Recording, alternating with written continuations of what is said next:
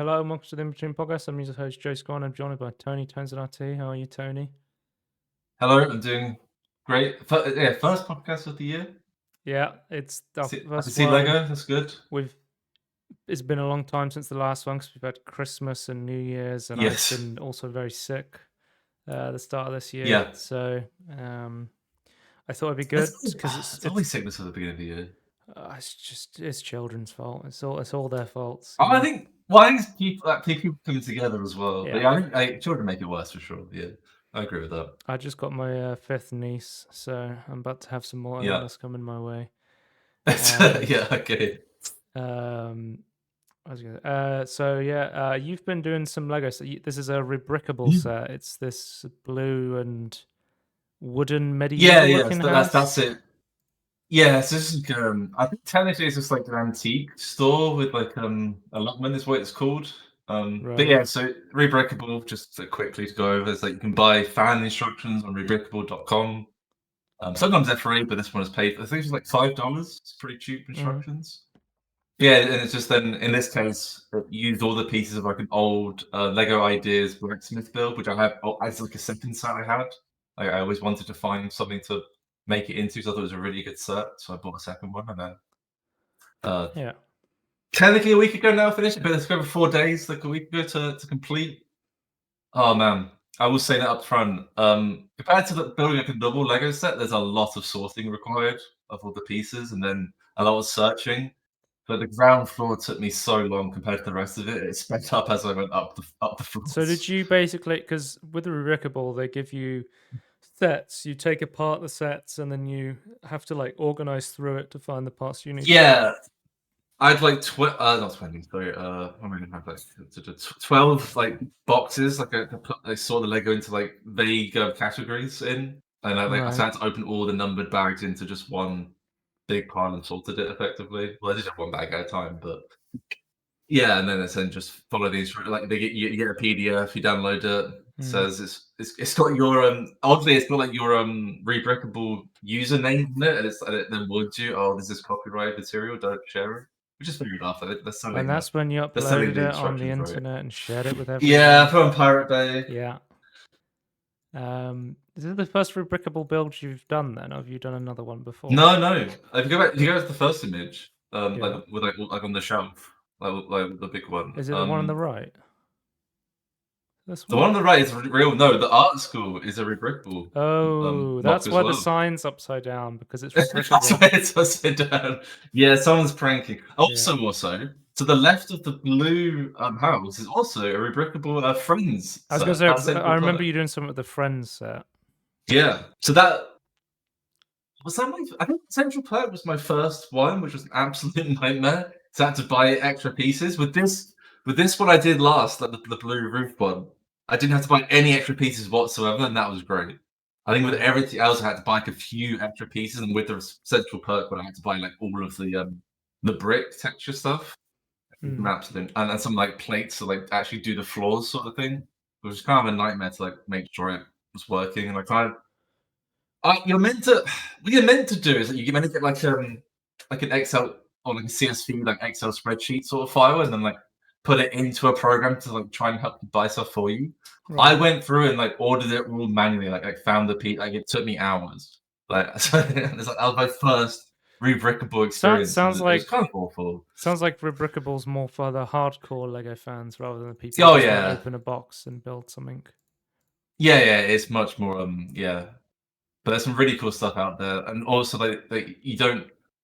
But there are reviews on there, but it's hard to know like how good the designs are. It's then kind of like a feel of like how good they are looking through it, like how structural it is. This one's actually quite good, like very structural. Didn't have any issues at the end. The roof was a bit fiddly, but it was actually quite structural in the end.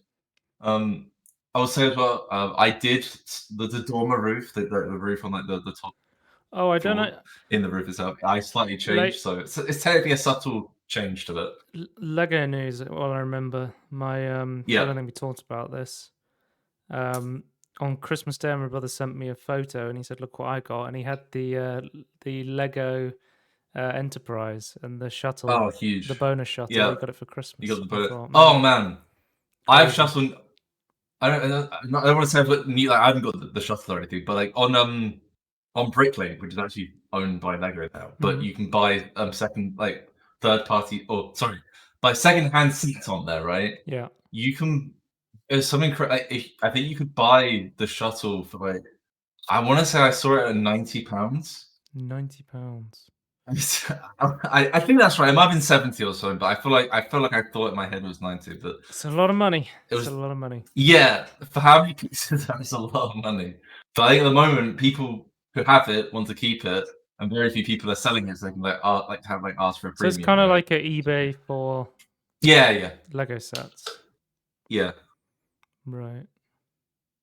I think technically you can buy Lego pieces in bulk as well on that. Or I might be misremembering that, but I've only looked at it for like full sets. Because I think it's bought the Lego Harry Potter Hogwarts Castle from there once. That's the only interaction with it. Because I was playing the new Animal Crossing Switch 2 update, and I was showing you they've got like Lego pieces on Animal Crossing now, which I was showing you, which I thought was pretty cool. Yeah, and like they're all legally made pieces, which I thought was really cool. Yeah. Furniture, which I think is really cool. Obviously, I like the ones that actually look like proper colored with like brown wood and stuff. But I like there's actually 4 different color options. I think that's really cool. But yeah, is that what you wanted? Anything else you wanted to say? That's my news. Yeah. So, I actually got some stuff, Tony. It's actually, I don't know if you can see it behind me. I literally just put it up before the podcast. Oh. I have Nintendo. These are actually Game Boy posters. So I have Metroid 2, that's cool. Link's Awakening, and this is a game I've never played. It's called, I'm trying to point to it because it's backwards for me.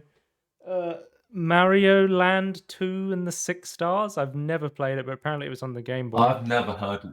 Yeah, I've never heard But basically, I've been playing on the Switch 2 so much. Every time you play on the Switch 2, it's like, this week you should play on this game and we'll give you platinum points. And I had like thousands of platinum points, and I'm like, what the hell do I do with these things? And it's just like, you can buy physical things from the Nintendo store with platinum points. So I actually bought some Game Boy posters. I have today. This won't mean anything to you, but the airline in Animal Crossing is Dodo Airlines. So I have a reusable Dodo Airlines bag, and I put it in my room. Okay. I have a Metroid pin that I just put on my bag in my bedroom. Yeah.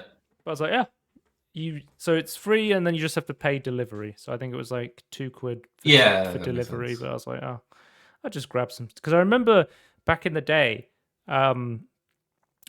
me and my family, we had tons of Wii games, and then we realized there was like Wii points in them that you could use to spend on things. And it was like, because I think initially we were just like, okay, well, like on the Wii Virtual Console, we had like a bunch of random games like Doom or something on the Wii, or virtual, like I had like some of the old Mario games on there on the Virtual Console stuff. But we had so many points, and we're just like, what can you actually get with this? And you could buy like a Nintendo umbrella. It was like an umbrella, like a white umbrella with a red Nintendo logo on it. That's pretty from cool. Like the Wii era. And so for the longest time, we just had a Nintendo umbrella in the house, and I forgot what happened to it. Maybe it just got lost. We don't have it anymore. I wish I still had that Wii era Nintendo umbrella. But I'm building it back up. I'm just ordering random stuff off when I realize I have platinum points now. They need to make a Switch 2 umbrella, and then I'll get that. Pretty cool. It's mostly it is mostly like posters, bags, pins, and like there's like they did like Donkey Kong gift wrapping tape. There's like wrapping paper, post-it notes, that sort of stuff. It's all just like trinkets sort of thing. I guess the idea is they're like, well, if I'm going to order something and pay delivery, maybe I'll get something else from the Nintendo store, I guess is the idea. Right? Yeah, definitely, for sure. Yeah, that's pretty cool. I mean, that's always the point of like loyalty programs, right? It actually make people spend more. Yeah. But so I think we're gonna do another like specific podcast for Game of the Year, because there's still stuff I need to talk about for Game of the Year. So we'll probably just talk about it on there. Everything I've been playing that I haven't done like a tangerine on that I feel like is worth talking about. But I was like, I just need, because it's been like a month and a half, and I'm like, I just need to talk about some of the stuff I've been playing, because this is sort of my catharsis of just yapping about stuff that I'm interested in.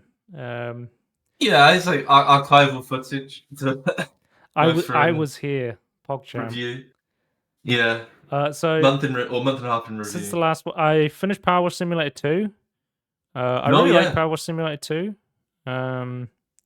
It's basically like it's basically more of the same in terms of Power Wash Simulator 1, but then it has like a lot of quality of life stuff mixed in with some like genuinely good upgrades, like the soap actually being useful and the floor washer and like the electric swing thing that you can go up and down in and like power wash the billboards with. There's a lot of cool stuff.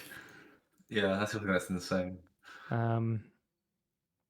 Over Christmas, we had Overwatch 2 Hide and Seek came back, but this time they had the Snowy Kings row map, which I was playing a bunch of. Managed to get the Blade Challenge in that, even though, many people were complaining they didn't have the Blade Challenge. Yeah. But yeah, I thought it was cool because for the first 2 weeks, they basically did normal hide and seek but with a new map, and then they changed it up so that Kiriko could now ult and kill people, which made it like a lot more interesting. I don't think I ever saw that sort of. I think I was ever in the corner you were doing that. How was that? It changed it. Initially, I was like, Kiriko's OP, what the hell? And then initially, it just kind of changed up a lot how you played, whereas you could fight the Kiriko back, but you had to kind of coordinate the Genjis together to like gang up on her, and then you'd have to use your blades as she was ulting rather than just using blade to find people. Yeah. And that because like. And another interesting, because like before, you would basically just hide the entire time. Like the strategy was just hide, but you could charge your ult as Kiriko by taunting, and you would naturally taunt over time. But with the update, they made it so you could press the taunt button early to charge up your ult quicker. So it was like risk reward. I'm gonna shout out where I am in order to try and get an ult quicker and kill the Genjis. Yeah, if you got a really good hiding spot, you can get away with that sort of thing. Yeah. But the thing was, if you started taunting, that would set your natural taunt timer quicker. So I felt like in the beginning, people were just like basically, it was unplayable for a lot of times as Kiriko because people would just immediately spam taunt and die, and there'd be like one person left, and you'd be like, oh shit, well I'm dead. But then, people kind of learned you couldn't all spam taunt at once, otherwise it would just give it away, right? And then you would have maybe like one guy on the other side of the map spamming taunt, another guy hiding in plain sight, maybe getting in like a couple of taunts here and there, and then it was just you. Yeah, I guess it was really hard to. It was more action oriented than it was before. Yeah, I'd say, which that's kind of cool. I finished Metroid Prime 4. I was there for that. Which. I mean, I wrote a review for it. I gave it 3.5 stars, which I checked. I went back and checked what I reviewed Metroid Prime remastered for on the original Switch, because I remember that game being better, and I gave it the exact same review score of 3.5 stars. And I'm like, I feel like Metroid Prime Remaster was better than Metroid Prime 4, but maybe they are just kind of about the same in terms of bringing more features, but I feel like still flawed in some ways. I think some cool stuff in it. I said a Metroid Prime game with moments of great, silent, tense atmosphere broken by boring side characters and endlessly collecting green crystals in an empty desert. I don't know what the hell they were doing with that desert section. It made no sense to me. Like collecting the crystals. The green crystals. The green crystals. You'd have to drive into them, and you'd have to collect a amount of green crystals for some reason. And the game didn't really explain why you were doing it, and it was just my like I there's a lot of stuff like the ice caves in Metroid Prime 4 are fantastic. You have this entire section where it's basically like John Carpenter's The Thing, where you're like slowly walking around this this abandoned facility, and you learn that the aliens there had started experimenting on themselves in order to try and create like infinite resources or extend their lifespan, they've started like injecting green crystals into the aliens as you like scan all this stuff. And you scan like this med pod, and you can just see like this creature with these giant claws like frozen. It's just like status not alive right now. And you're like, oh, okay. And it's like, wait a minute, I need to turn the power back on in this factory in order to get through this door. And as you're going through, you're just like, oh no, I'm going to have to fucking revive all these horrific creatures, aren't I? Cool. I was like, that was really cool. And there's this entire like outside section where like frost comes across Samus's visor, and like as the wind gets really strong, it like physically blows you aside and it's really hard to move. And I'm like, this is great. And then it's like, Mackenzie's like, yo, hey, you should come back to base and fucking get this upgrade chip for you. And I'm just like, oh, leave me alone, Mackenzie. Like the thing of the entire fucking final battle of the game, you saw me like having to res people. It was like the escort mission. Final boss. I was just like, what the hell is this? I can't remember. If you're fighting another bounty hunter as well, like, did he play any role earlier in the game? Like you said, you fought him earlier, right?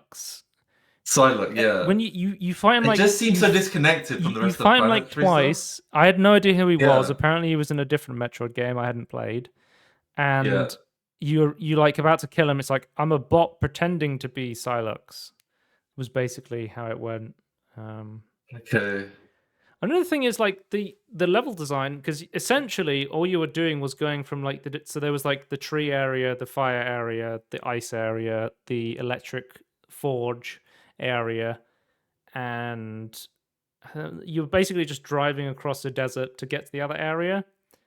The desert didn't really serve a purpose, and basically what you would do, because you would get an upgrade and be like, I'm going to go to the fire area. Oh no, I can't. I need the lava suit. And then you would go and get the lava suit, and then it'd be like, okay, now I go back to the volcano area, and it's like, no, you're supposed to go to the ice area now. And I'm just like, what? What does that make sense? Like, Mackenzie was constantly calling me, telling me useless things, and then every time I called him to be like, yo, what's going on? He'd be like, I don't know, figure it out. And it's just like, okay. I noticed as well, a lot of the time is like that you'd be exploring, and then it'd like be really obvious, and like you'd almost tell you what you need to do, like, oh, okay, I've discovered this, and then Mackenzie would call, go, yeah, you need to do this. But yeah, I know, the game already told me. I thought that was very odd. But yeah, I wonder if we just talk about Metroid Prime 4 now and just be like, I have footage. I have footage of the ice area. I could just show it. This is the ice area I'm talking about. Oh, so another thing, I was playing. I was like, oh, I'll just play 1080p 120 to try it, mouse mode. I pretty much played the entire game 1080p 120. I really thought I was going to be like, okay, 1080p is too low a resolution, I'm going to go back to 4K 60, but like the like fluidity of the 120 hertz mode with the mouse mode stuff, really good. Like I tried the mouse mode in the 60 and I found like it was much better in the 120 mode, so I pretty much played exclusively in the 120 mode, which is interesting. I would say like it was interesting they added mouse mode, but I gotta be honest, like holding a Joy-Con sideways and using it like a mouse is so unergonomic. Like it's not very comfortable for like long plays. I was playing like lots of short play sessions, so I was doing like an hour or two maybe a day or something like that, and then I'd come back and then play it again. And I think I got to the end. Some people that might be long. I think I got to the end of the game and I was like, okay, I'm just going to be driving around a bunch, because you drive around a bunch at the end of the game. I'm just going to use my Pro Controller instead. And I was using my Pro Controller and I just went through the end of the game with the Pro Controller. I was like, man, this is so much more comfortable. Because I played pretty much the entire game with the mouse mode, and I was like, yeah, even though I feel like I'm giving up a lot of accurate controls by using what is essentially emulating sort of like a mouse, it's just so much more comfortable to use the Pro Controller. You can have a console gamer with a controller. Yeah. Because I feel like with Metroid Prime 4, there's a lot of stuff it does well, but there's so much stuff that is just like bafflingly confusing. Like they were just, it's like I heard about. I don't know if you heard about the development of this game. Like this game was one of the originally announced for the Switch 1, like fucking almost 10 years ago now. Kind of development how it's turned over from different developers. They couldn't cut the desert section out, so they were just like, I guess we're gonna put something in this desert now. It just seems like they very much were course correcting and just trying to be like, okay, let's try and stitch this all. They basically wanted to restart it from scratch, and then, from what I've heard from rumors, is they wanted to start from scratch, and Nintendo was like, no, finish this, just get it out, sort of thing. Right. Which leads to a game that I think is definitely worth playing. Like there is a lot of fun to be had in Metroid Prime 4, but it also just feels like it's kind of like taped together, sort of thing, right? Yeah.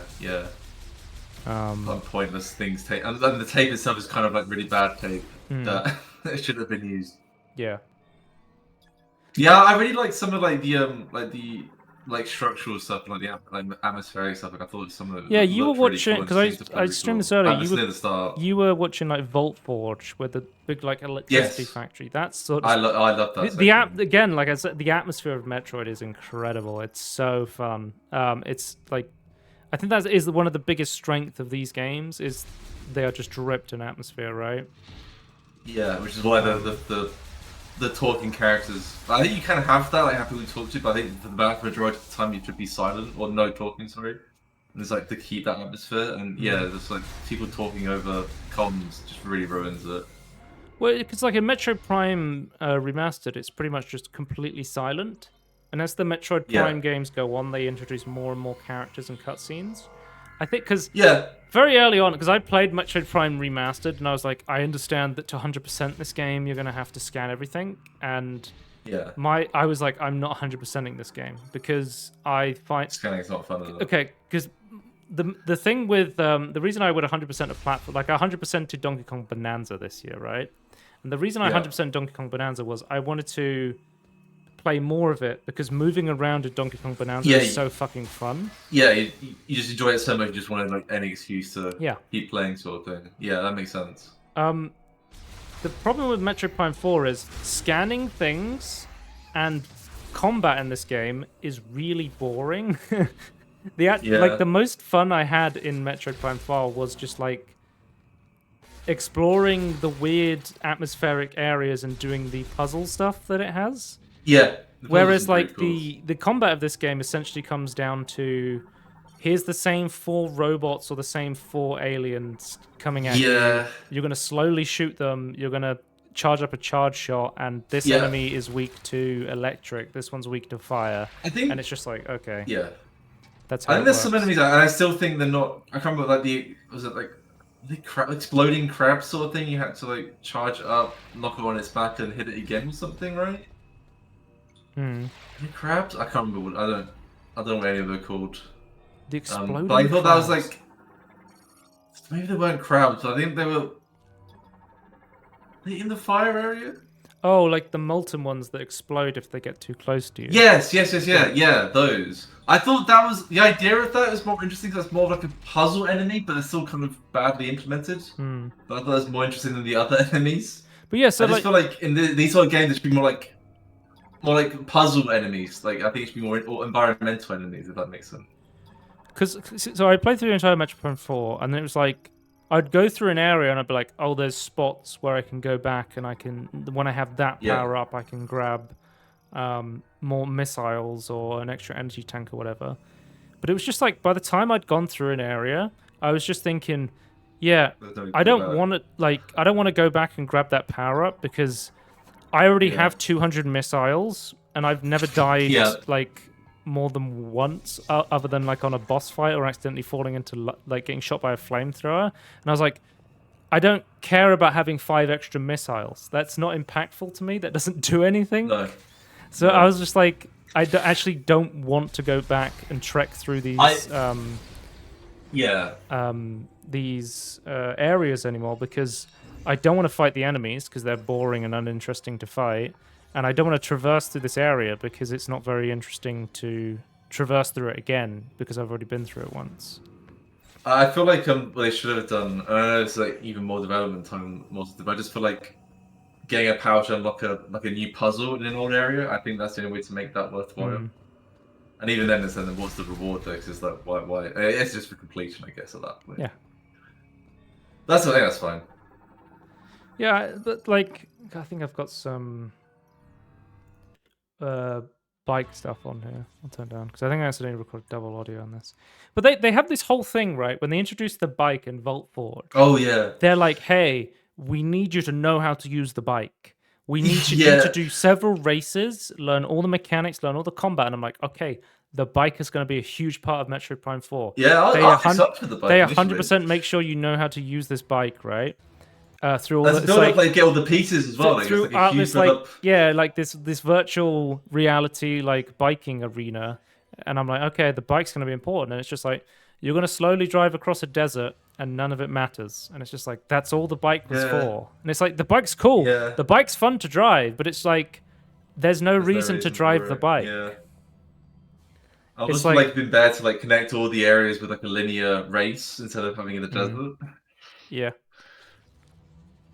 Or multiple linear races between the different areas, I should say, not just like one race you do over and over again. But I thought that'd be better than open world. Because there is like bosses. They're like, hey, we're gonna have you on the bike, or as you go later, you get like a hover bike, so you fight them on like a lava pit and stuff. But it was always just drive around and slowly shoot them. There wasn't that much like interesting mechanics to it. Yeah. It didn't like use the mechanics of the bike could do to have to force you to use it to actually defeat the boss. That's interesting. Because sometimes with bosses in Metroid, I'm never sure if I'm actually like damaging them. I'm like, am I supposed to, pump damage here? Is it actually able to? Is this like his critical window? Is he going to take a bunch of damage here? And you kind of have to just go based on feel. Like they have health bars, but you have to just kind of go on feel sometimes. Well, sometimes you're like, oh, they got health bars. Like, oh wait, I'm not doing anything. It's okay.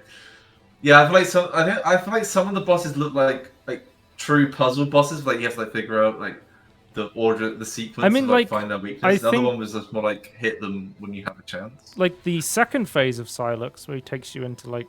Was actually like Silas's second and third phase were actually pretty fun. Yeah, there was a lot of mechanics to it, like getting through the boring like you have to res Mackenzie 7 times. The Akira slide, PogChamp.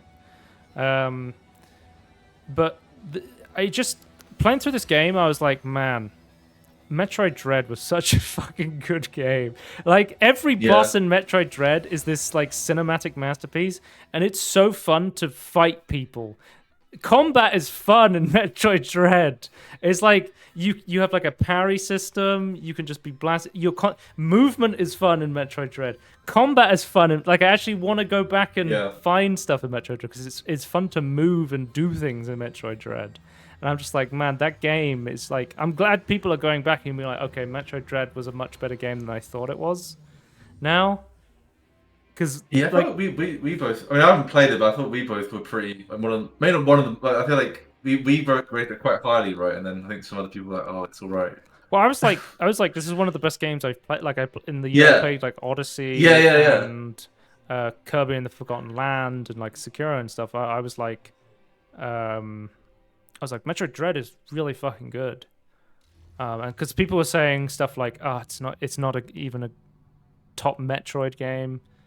Yeah, I remember those. Yeah, but like Metroid Dread is like I again disagree. Great atmosphere, genuinely terrifying at sections of that game. But yeah, I think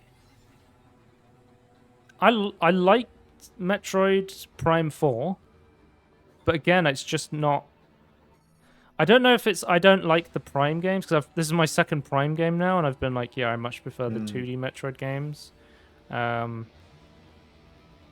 I think I will still be looking at what Retro Studios is making next. Maybe something that's not in development hell or something like that, right? Yes, I mean, I hope. Yeah, I feel like. Yeah, it's just a bad decision. I just feel like next time there'd be just more interesting parts and try and get rid of the boring parts. Try and make every section, every element of the game, in every section good. Yeah. But yeah, it's kind of difficult to know because I feel like some people have specific ideas that maybe aren't compatible with what we want. I'm not sure.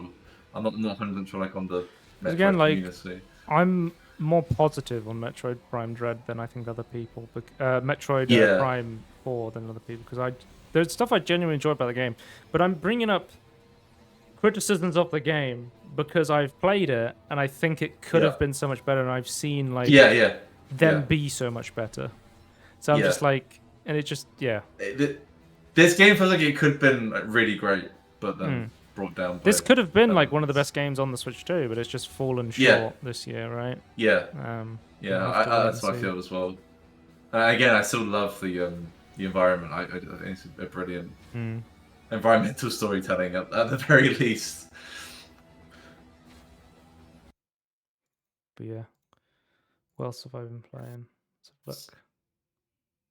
Oh, so it's like, I was like, there's a bunch of games that I started playing in 2025, Tony. I had like sick ass fucking demos. That I was like, I played like 15 minutes of Pipistrello and the Cursed Yo-Yo this year after playing the demo. I was like, this is a really good game. I should play this for the game of the year.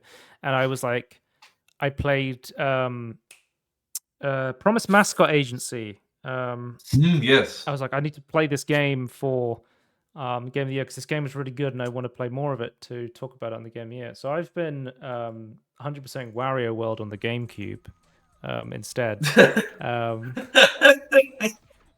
I don't understand this game at all, by the way. Like, I'm very confused by it. But you said you liked it, right? Yeah, I do actually like it. It's one of those games. I just think of what the hell. I know people complain about like Nintendo's trickle out release of like emulated games on the emulators. Yeah. But I actually think it's like a cool thing where like there's a point in time where everybody on the internet was playing Wario World and being like, "What the fuck is this?" Yeah. I never owned a GameCube, so I've never played a GameCube game, and all I remember about the GameCube was there was like this 3D Pokemon game, and I remember seeing adverts from the television and being like, "I want to play that," and then I just never had a GameCube, so I didn't. Yeah, that was GameCube-less as well. But I just saw like pictures of this on Twitter, and I was like, "How is this a real game?" Like, I'm still thinking that. It's just like, I wrote a review, I gave it 3 stars. I 100%ed it. I said, definitely not the best 3D platformer, but interesting to play as someone who didn't own a GameCube. Flinging dinosaurs off a cliff while exclaiming, "Have a rotten day," as Wario says. There's these weird puzzle platforming challenges in like a skybox in the sky. It's a short, wild ride, and I said, is every GameCube game this fucking weird? I don't know. I don't know either. Maybe. I could believe it if that is the case. Yeah. But I remember talking to one of my friends, and he was like, "What have you been playing?" And I was like, "I was playing Wario World on GameCube." And he was like, "You just unlocked memories in my brain. Like, I forgot all about that." Tony, let me show you some of the... Because as you go through the level, there's like combat sections where Wario can like pick up enemies or fling them or charge into them. And it's essentially like a collectathon. You need to collect like a certain amount of these weird treasure things to get through to the boss battle, which essentially ends with you like flinging the boss off the side of the map or like pile driving them into the floor. Yeah, I do appreciate that. That's very Wario.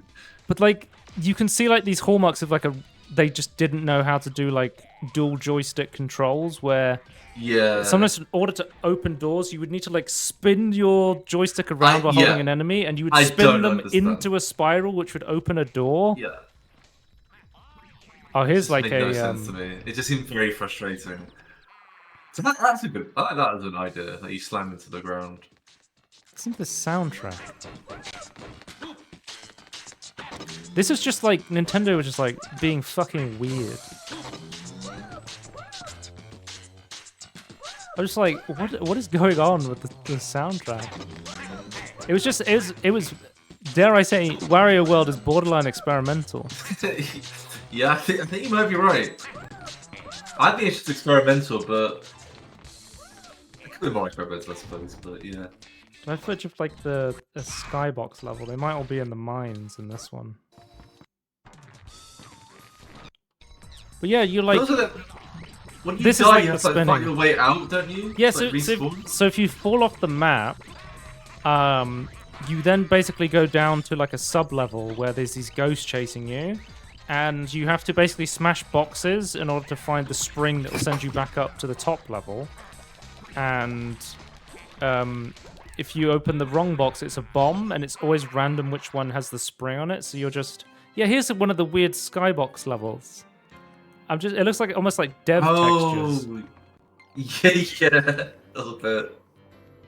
But like the animations of how Wario controls, where you're just like he starts like inhaling money, like rah, rah, rah, or like it's just this game is such an oddity. I was like, I have to keep playing this. Like they don't make games like this anymore. They just don't make games like this anymore. Also, as well, like I feel like this Skybox thing is like there's like only two things you have to avoid. And you didn't really care about the money, so you weren't. It's just like seemed really easy other than 2 jumps. Well, I just wanted to collect the crystals because I need those to open the door. Yeah, it's just very weird. Oh, so yeah, when you're down in the Nightmare Realm down below, every time you like get pushed, you get hit by the ghost, or you get pushed into the water or whatever, you lose money because, of course, the most important thing to Wario is money. So you're collecting treasure as your collectibles. Because he's a deep lore of Wario, he's a treasure hunter. Yeah. But yeah, Wario's weird. He's rude. Yeah. It just doesn't seem like the Nintendo I know today, you know. Maybe some things like when we want to make it a game about the enemy, we have to make it as a. I don't think Wario's an enemy. I think he's like he's an anti-hero, you know. Sure. It's not a bad team. That's what I've seen. But yeah, 100%. Since we last spoke, Tony, 100% of Wario World, and what a fucking game! What a fucking game! Well, you did that instead of. Wait, what were you doing? You were playing that instead of the games you wanted to check out in the year. Yeah, which I've pretty much just gone. You know what? Maybe I'll check them out another year. It's the end of the year. I'm just gonna keep playing what I want to play. Yeah. I think that's just a better way to do life, in my opinion. Yeah. Oh, I also checked out Enna Dream Barbecue. This because I don't think I talked about this. So basically, I was looking at the Steam Awards, and I don't know if did I talk about this last week? Did I? I can't remember. But no, I don't think we talked about it yet. I was looking at the Steam Awards, and I looked at the Steam Award for the best aesthetic or the best like looking game, whatever the award was called, and outstanding visual style. That's what it was called. And I looked at this game, and I'm like, this game looks fucking like a lot of the games on there usually are like, this game had most realistic graphic. Give it this, but I was like, Enna Dream Barbecue looks fucking interesting. I'm like, this looks like nothing I've ever seen before. Almost like Dream Lynchian like. I was just like, what the hell is going on here? I want to like you had like different characters and they're all animated differently. Like you had some characters that looked like they're in a Disney film, and then you'll have like a wizard that looks like he's on the CDI in one of those awful bombs, ropes, and like those awful Zelda games. I'm surprised they're actually able to like make models that like captured that style. I don't think I've seen that before. But I was looking at this and I was like, wait, this is a free-to-play game. So I just bought it. Well, the first chapter I just played it, and I was like, okay. And this game is fucking wild. It's like every character is speaking it like a different language for the most part. Like there's one character, because it's all subtitled. One character is speaking in like French, Japanese, Russian. Like everyone's speaking these weird languages. You have like these obtuse objectives. Someone wants you to go and take the mayonnaise from this guy because he won't let you across a bridge. But it's just like this weird dream world. And I was like, this game is kind of great. It's like actually very interesting to just be around in this world. It was like it was like an hour and a half it took me to finish the first chapter of the game. But the animation was really good and the voice acting was pretty good. I immediately The curse now, Tony, is I immediately recognize Alex Lee every time I hear him in something because he is so ubiquitous with anime dubbing now that I'm like, okay, that's Alex Lee. I know Alex Lee. But yeah, really cool game. I also played. I saw some repacks of old games on I think it was on Twitter. I was like, well, I could play these because they're Christmas ones, so I'll get in the Christmas spirit. So Tony, I played Polar Express from the this. I believe this is around the PS2 generation, so this came out 2004. It's a low rating. I give it a 2. Yeah. That's usually above the average. Well, you can't. Yeah, I mean, to be fair, you can't. Let me find. I don't think I recorded. It was really hard to actually like stream it on Discord. So. Right. If I can find some gameplay of it. The Polar Express game is a classic nightmare. Yeah, I'd say that about right. It wasn't super long. It took me like. How long did it take me? Do I write it down here? 2 hours to complete it. Oh, that's pretty short. Okay. But you basically go through like the train. So it basically follows the events of the film, but then just adds in random stuff. And I was like, oh yeah, here's the scene from the film where you have to throw footballs at the puppets on the train. I'm just like, wait, that never happened in the film. What is going on? Because a lot of the game will go from gameplay to then like just the FMV sections of the film itself. So you'll see like Tom Hanks on the train and stuff like that, right? Yeah. So it's just showing in the game then. Okay. But it was like, well, I need to get in the Christmas spirit. Let me play Polar Express 2004, which is definitely an experience. I will say that much. I was just playing weird games because I saw. What's your opinion of Polar Express, the film, like the actual film? Like, what was? I haven't watched it in a while actually, but I remember being like, yeah, this film's pretty good. I was watching a Christmas Lego video, like I was catching up, so I was actually watched it like in early January, and I was like, oh yeah, Polar Express, I completely forgot that film. They're saying they were watching it while they're building like a set, like a Lego set. But there's the gameplay is constantly like you're going from kicking footballs at puppets to climbing on top of a train. You're on like you're skiing with the homeless dude on top of the train, which I was like, this didn't happen in the film. My friend was like, yeah, this kind of did happen in the film, and I was like, bro, I don't remember anything about Polar Express then. If there was ski and homeless there's multiple rhythm game sections where you have to like copy to the beat sort of thing. Where it's like up, down, shovel, coal, and it's just like I know what up and down is, but I'll never remember what coal and shovel is. But eventually I got through it. There was also this section where you have to go through like colored rings, and it was in first person, and it was also the only section I could play with the WASD. Every other section I had to play with the arrow keys. I don't know why I could only play this section with the WASD. But it was really like interesting to play a game from the year 2000 where they're just like, let's throw in every gameplay concept possible into one game and hope that this licensed game sells because people are going to go watch the movie, sort of thing. There was so many of these licensed games back in the days, wasn't there? Yeah, varying quality. Yep. Mostly bad. Yes, yeah. Because Tony, I watched every Die Hard movie this Christmas. The Christmas film. The Christmas film Die Hard, yeah. Yeah. But because I was watching every Christmas film and I saw the repack of this, I was like, oh damn, I should play Did you know there's a Die Hard FPS game called Die Hard Nakatomi Plaza?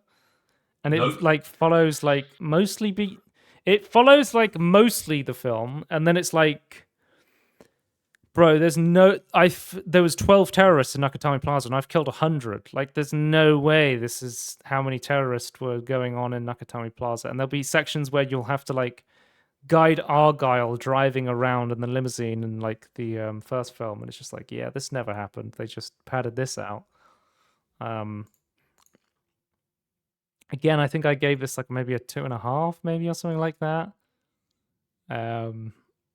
I was like, it took me like 5.5 hours. Definitely another one of those like early FPS games. They're not sure what to do in terms of. It's mostly like you have to basically run up to people, stun lock them with the SMG because you never get any more ammo with the other guns, and then just try and stun lock them before they shoot you so you can kill them before you die to their damage, because the recoil on this fucking gun is insane. There's so much recoil on this gun, so you kind of just have to like point at the floor with this, and people you're fighting against have like pinpoint accuracy from across the room sort of thing. Yeah. So how long did it take? Like, how long is this game? Like, I feel like in my head, 5.5 hours short... to complete this. Shortish, but that's still longer than I was expecting, actually. There was definitely some dying and resetting, and I was quick saving like a motherfucker playing this because I was like, there's no way I'm starting these levels again. It's just going to take too long to go through all of this. But yeah, this was another like oddity game I played just because I was like, let's just experience something that I never knew existed. I played Backseat Drivers with some friends. It's basically like a friend slop game. It's very much just one person's in the front and they're kind of blind, and then the person in the back can see, and you have to like go left, right, and then you have to drive around and do objectives and stuff.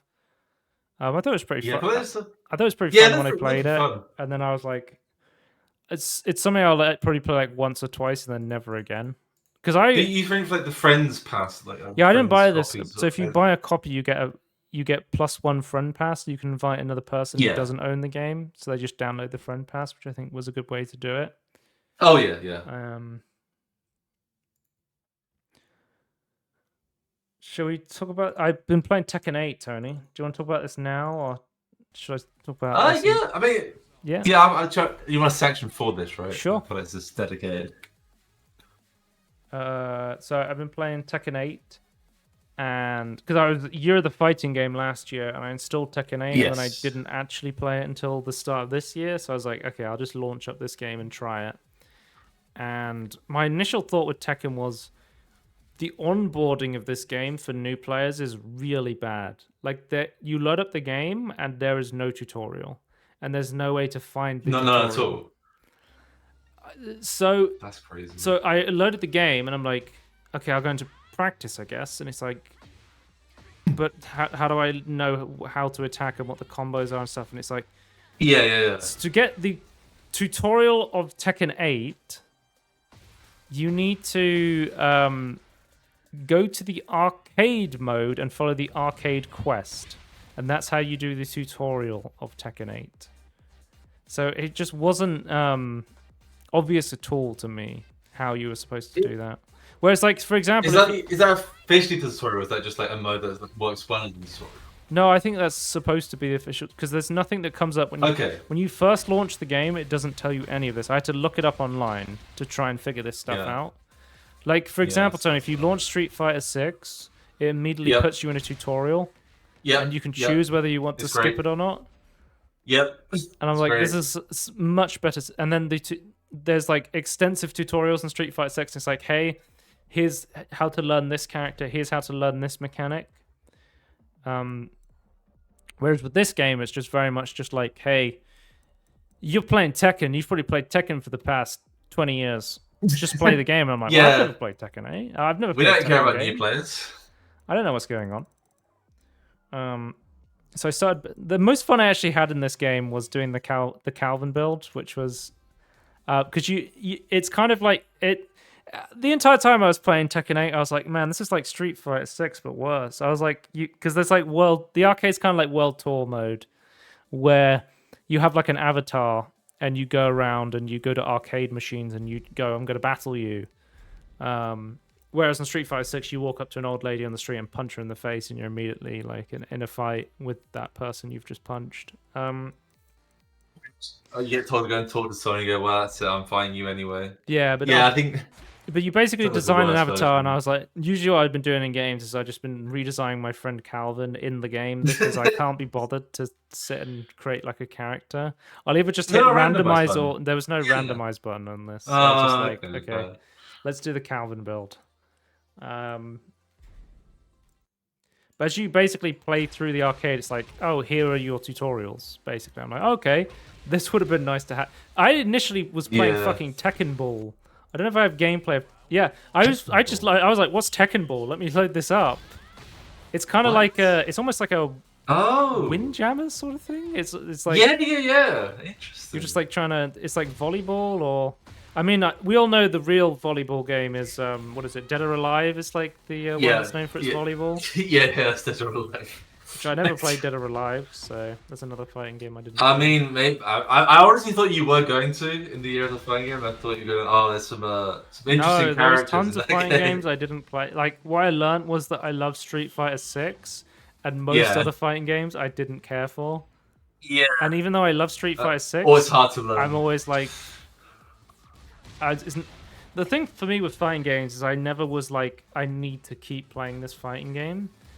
In terms of I didn't feel the drive to keep playing it over like a sustained period of time. Like having fun at the time be something like after. I think it would be different if I was playing with the friends. Like I think if my friend was like this a Street Fighter, I'd be like, okay, cool. But like competitive laddering on fighting games, I'm just like, I don't really care. Yeah, that's my problem. This is why I was like really interested in the single player for Street Fighter 6. It's like, oh, okay, something I actually sort of care about. It's only to finish that. Yeah. But so I was playing Tekken 8. I generally started to have quite a bit of fun just playing through it. I started playing as, I think her name's Asuka, because I just googled like who's an easy character to learn. And it was like, oh, Asuka's good for beginners. And I was like, yeah, cool, I'll just play this character. And I like that she's just like, she's a Japanese woman. She just jumps on the screen. She just comes on a BMX bike, jumps off it, and it's like, yeah, I'm here to fight you. Which I thought was pretty cool. So the way the system works is you have like the heat burst system. So this is essentially like your drive system if you're a Street Fighter player. It's essentially you press it once to make your moves impact more, and make them unblockable. There's like the way it works in Tekken 8 is there's like chip damage, so you can't just like spam block, which means that if you play defensive, you're just going to get effed in Tekken 8. Yeah. This makes sense. You don't want it to be. But then you can stay in heat mode if you want to have more powerful attacks, or you can just basically use your heat all in one go to do your special move. So like Asuka will just like dive up into the air and like kick down and hit somebody. Let's see if I can get it off here, because a good combo is to here's the bike entrance. You can hit it again, because a good combo is to go in for an upper air to get somebody into a state where they can't defend themselves, and then you go for the kick down with the heat burst, which I thought was quite cool. So I didn't know this. I was initially playing in basically the equivalent, because Tekken 8 does have an equivalent of modern mode, but it's nowhere near as good in my opinion, because I accidentally turned so to activate modern mode in, like, the game will literally ask you in Street Fighter 6, do you want to play in modern mode or classic mode, right? And you can say which one you want to play in, and like the whole time you're playing in modern mode, it still feels like you're playing Street Fighter. Like, it's set up so you're still putting in inputs and thinking about like what moves you want to do. It's just like reducing the mental stack in order to execute those things. And then you have your your 10% damage penalty for using modern mode. In fucking Tekken 8, one of your bumper buttons turns their equivalent of modern mode on and off, and it essentially makes the game like press Y for aerials, press X to do your special attack, press A to do a lower attack, and then I can't remember whatever B is, and I'm just like, because I'd started playing the game with the modern mode turned off, and I was like, oh yeah, this is pretty fun, and then I was like, wait, is there a modern mode for this game? And I turned it on, and by the time I turned the modern mode on for Tekken 8, I was like, it feels like I'm doing nothing at all. Like it's a really poorly designed modern mode in my experience. It's just basically that sounds terrible. It's just like, oh, you're a new player. You don't want to play the game at all. You just want to press one button to win, and it's just like, no, that's not what I want to do. I want to try and experience the game without having to learn like 50 combos immediately in order to play, right? Yeah, I think I've always hated this. I just don't want the combos. I'd rather have a simpler system to initiate it. So yeah. I like the music of Tekken 8 as well, and like every time I listen to a track on Tekken 8, I'll be like, "Ooh, this track's really cool." Until they were like, "And now we should take this really cool banger track and just put the most annoying dubstep into it randomly." And I'm just like, "Oh no, why do they keep doing this?" Oh, it's from the wrong era. Yeah, I feel like with every song in the Tekken 8 soundtrack, it's just like, "And now for the obligatory annoying dubstep section," and I'm just like, "Okay." You want the non-dubstep version of all the songs? Yeah. But yeah, Tekken 8, I played it for like an hour or so.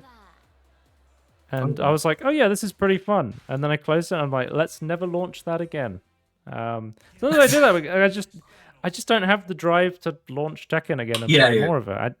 This one will say it's not good enough. Not even not good enough, but yeah, it's not capturing enough to want to. Like if one of my friends was like, "Hey, do you want to play some Tekken?" I would be like, "Yeah, sure, I'll play some Tekken." But nobody I know plays fighting games. I'm the only person. I do feel like playing with friends is a completely different dynamic overall. Like, I feel like you're willing to play dog shit games if you someone asked, like, and it was like, "Oh, it's a bit of fun," you know. Yeah. If somebody was like, "Hey, do you want to play Street Fighter 6?" I'd be like, "Hell yes, I want to." Yeah. The thing is, watching I'm not constantly thinking about Street Fighter 6, but if I watch somebody play Street Fighter 6, I'm like, I need to play some Street Fighter 6 now. That's the sort of feeling I get from fighting games now, where I'm like, but not from Tekken. Seeing somebody else play it makes me go, "Oh, I could load up." I don't know. I haven't watched anyone play Tekken, but maybe I'll watch Tekken now and be like, okay, maybe I should load up a bit more. I mean, I guess if they're playing it well, then maybe it's a completely different experience. I don't know. The problem with the games is it requires so much commitment to get anywhere to a decent level that if you stop playing them, it's like there's this insurmountable gap that you have to you just have to time sync a bunch of time to get back into it. Yeah. They're very bad, like pick up and play games. I feel like if you like played it on and off like quite a bit, like eventually it would like become this thing you could like it'd still be a bit wobbly, but like it would like shorten the time to relearn sort of thing. I feel like more experience better. Yeah. It's just like if I can play through Tekken or Street Fighter, or I could play like a single player game, I'm like, there's so much more depth to a single I could be playing like Breath of the Wild, or I don't know, I'm just thinking of just random like I could be playing Cyberpunk, or like I feel like I would get much more out of putting more time into a game like that than I would to you can get slightly better at Asuka on Tekken 8. I'm just like, they just feel like very different experiences, and I just feel like one of these things is a lot more worthwhile than the other, to me at least, it feels like. Yeah, I'd say it's like, for me especially, like, I don't like competitive things at all, right? So like this is why like I try and find these single player fighting games where even if it's like smaller or bad, like in other, like a Soul Calibur, it's like has like a very limited campaign, right? But I'm still like, I'd rather play this than just like be on the ladder. That's just where I'm at. Yeah.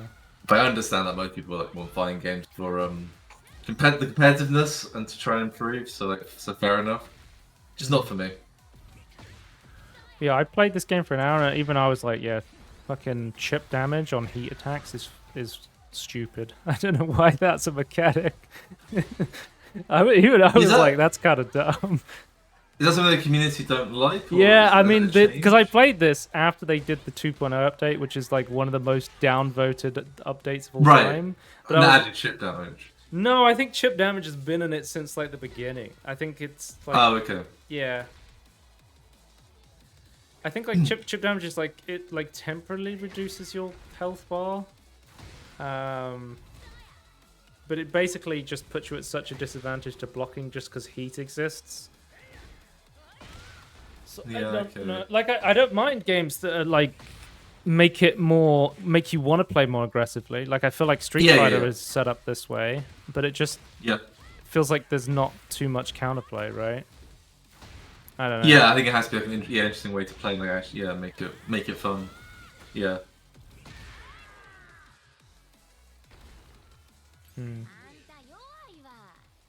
Anyway, yeah, Tekken 8. I played it. Year of the fighting game. I was like, I should actually play another fighting game. So you actually played that in 2025 then? No, I played it. I could if I had Steam open, I could tell you. I played it early January. Yeah. Okay. I mean, is January even real?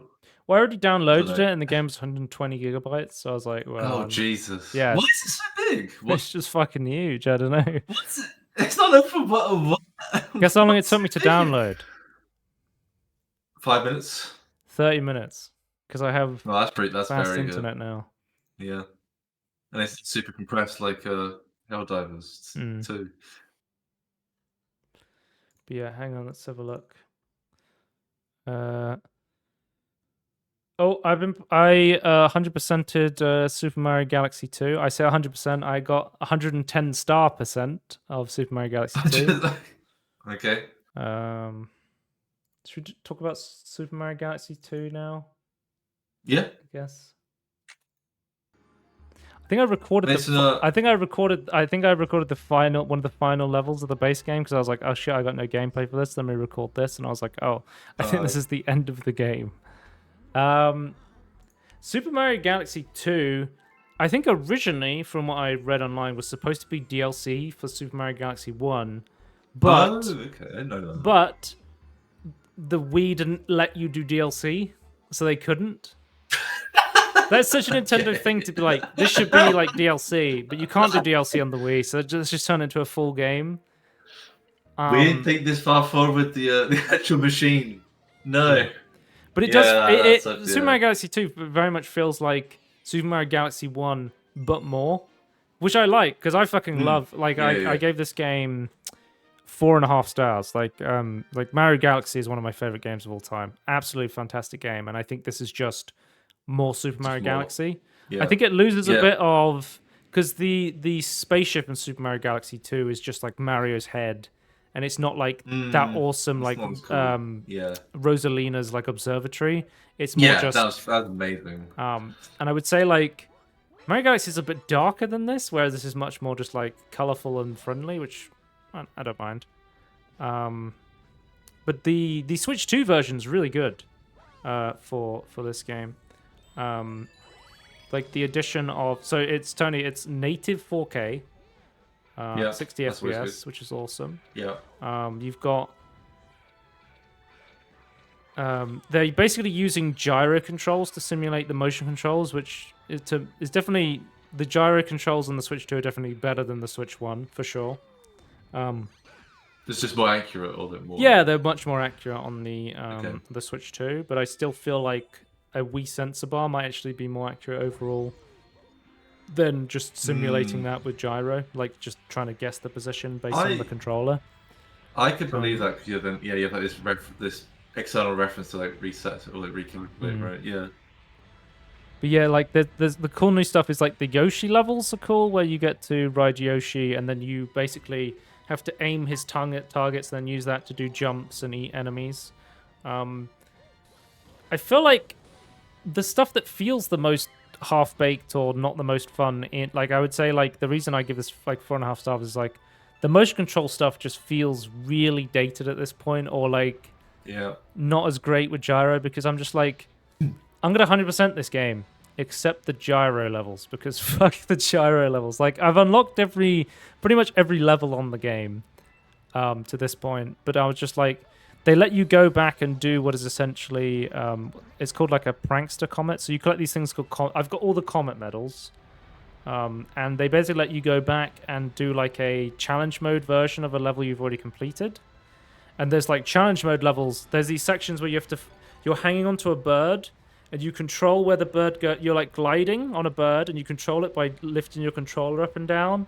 And I was just like, I don't want to do like a super hard version of this. I I just want to play the normal levels. I just feel there should be. It's somewhat too much to ask, and I understand why you wouldn't do it. I just feel like it'd be nice if there were always versions. Just to do every level without the weird controls, make it normal. Yeah, so because this game also, I found myself being like, when I was going for the 100, I finished the game and then I was like, they had an assist mode, and I almost feel like they should add a motion control assist mode where they're just like, yes, hey, here's a motion control level. You can control it with normal dual stick controls if you want. We know it'll make it really easy, but it might actually make it fun, or like at least passable for people who don't want to just waggle their controller around for half an hour, rage-inducingly. Like genuinely, like the base game stuff is really fun. This game holds up really well, especially on the Switch too. What was I going to say?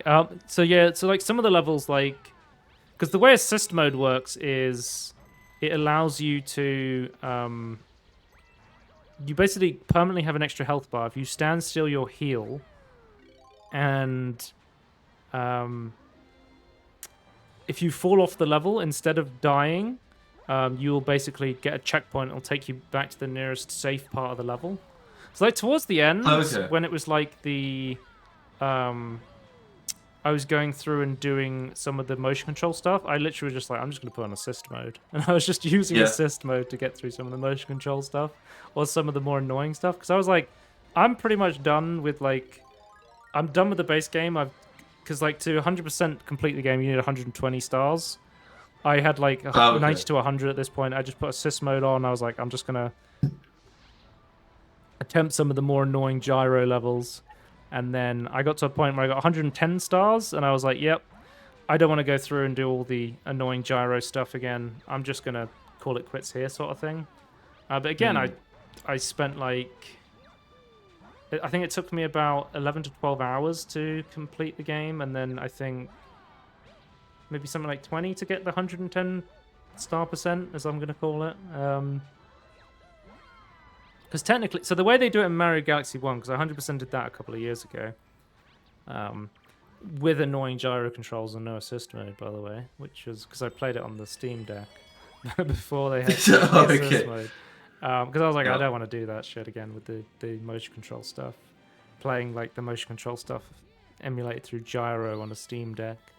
The way they did it was you would complete the game 120 stars, and then you would complete the game again as Luigi, the exact same levels, to get 240 stars, which would then give you one extra star at the end for the 241th star. Right.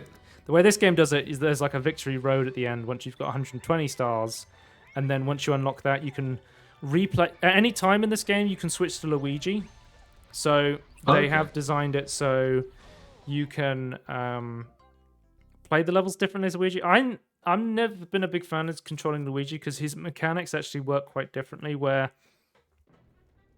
Luigi can jump way higher than Mario, so it's quite useful for more vertical stuff. But the way Luigi controls is Mario, if you want to turn around, he stops on a dime. He's very much like, I'm going to turn around. Okay, stop. I'm turning around. Whereas Luigi is a lot more slippery, almost like ice-like, where it's you want to stop and you skid and then you turn around. He's a lot less precise than Mario. Mario's a much more balanced character. Whereas... Is it meant to be... Is Luigi meant to be harder to play, though? No, he's just different. In a lot of the older Mario games, they made every character control differently. So Peach was a lot more floaty, for example. She was much more gliding, or Rosalina had if you played as Rosalina in some of the platforming games, she could do a spin dash in order to get an extra jump. They all had their own unique mechanics, and they made, when you played as them, they controlled very differently. It wasn't until Wonder where they were okay, they're just skins now. Right. Other than Yoshi and I can't remember his name, the other character they added as the easy mode character. Kind of a shame, but But there's stuff like Yoshi's tongue. I don't think you could do without like a simulation of gyro controls. You kind of need. Oh right.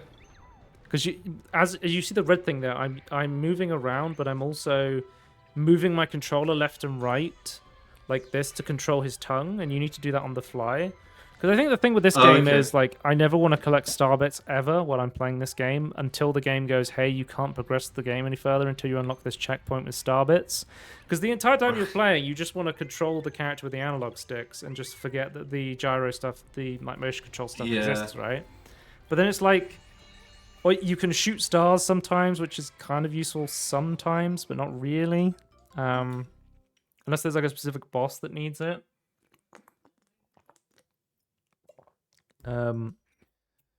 But for the most part, like, I never want to be trying to collect weird gyro things while I'm still trying to platform around. I just want to play a platformer. Yeah.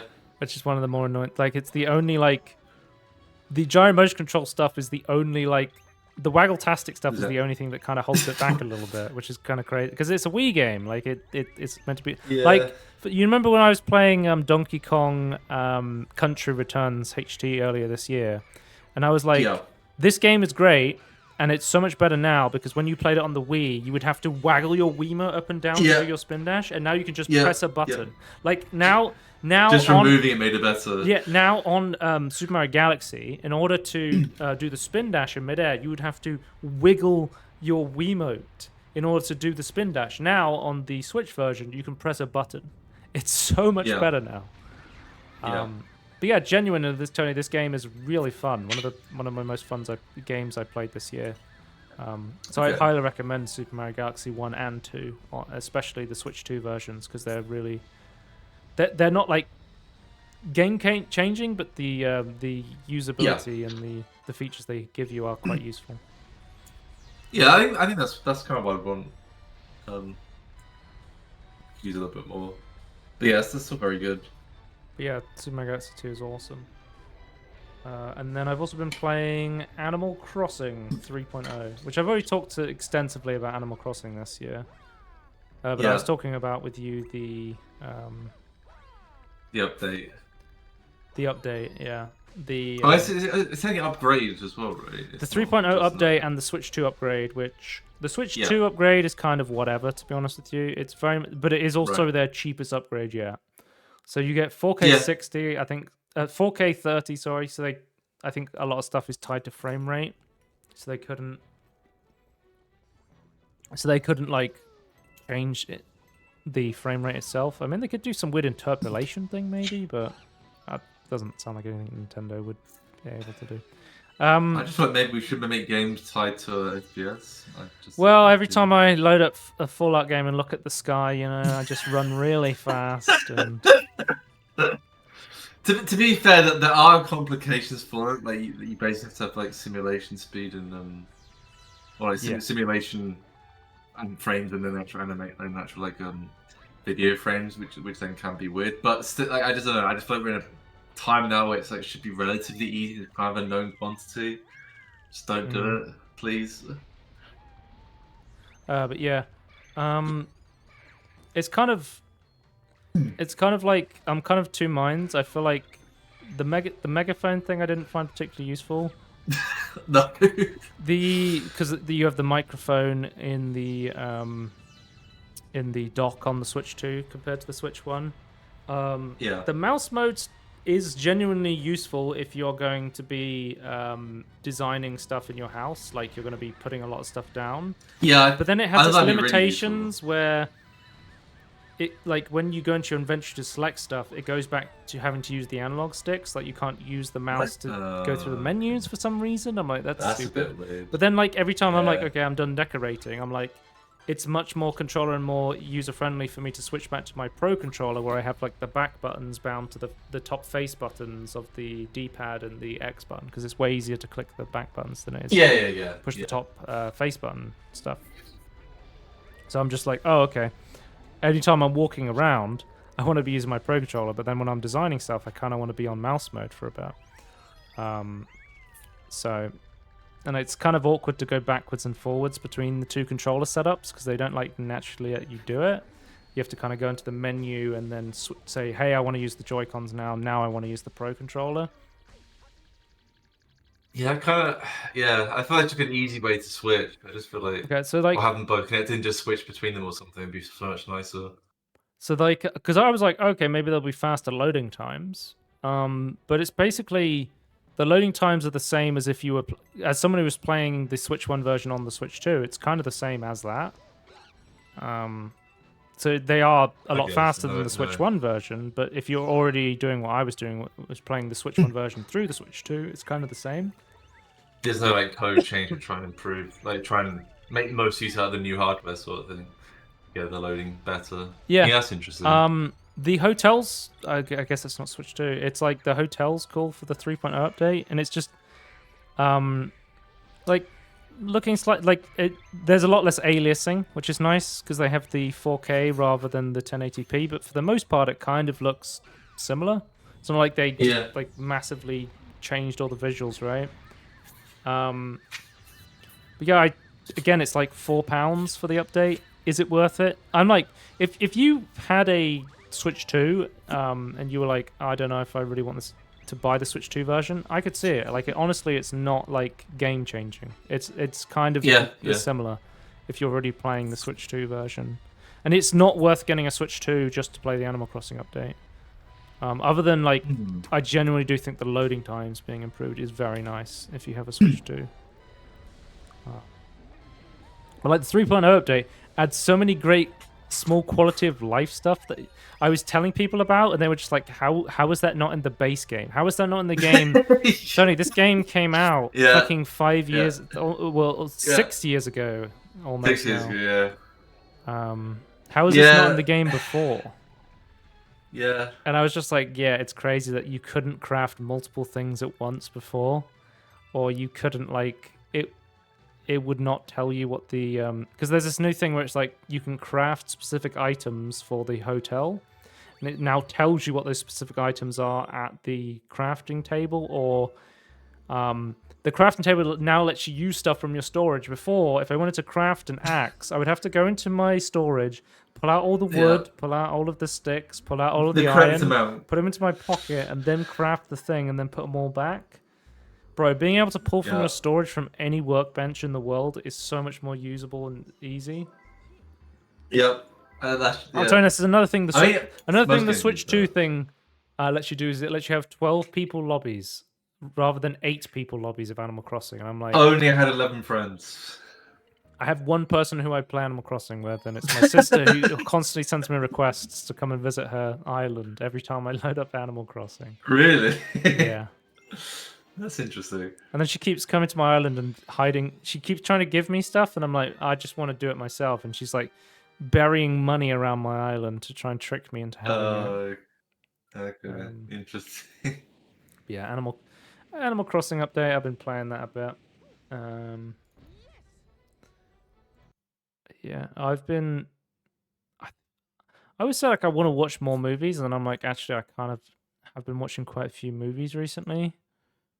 Yeah, I think you multiple week at one point, weren't you? Yeah, so I watched pretty much every Die Hard movie. Do not watch Die Hard 5. It's fucking awful. Die Hard 4 is pretty bad. Yeah, I was soft spot for that one, but I can understand that. It's very like early 2000s sort of. Yes.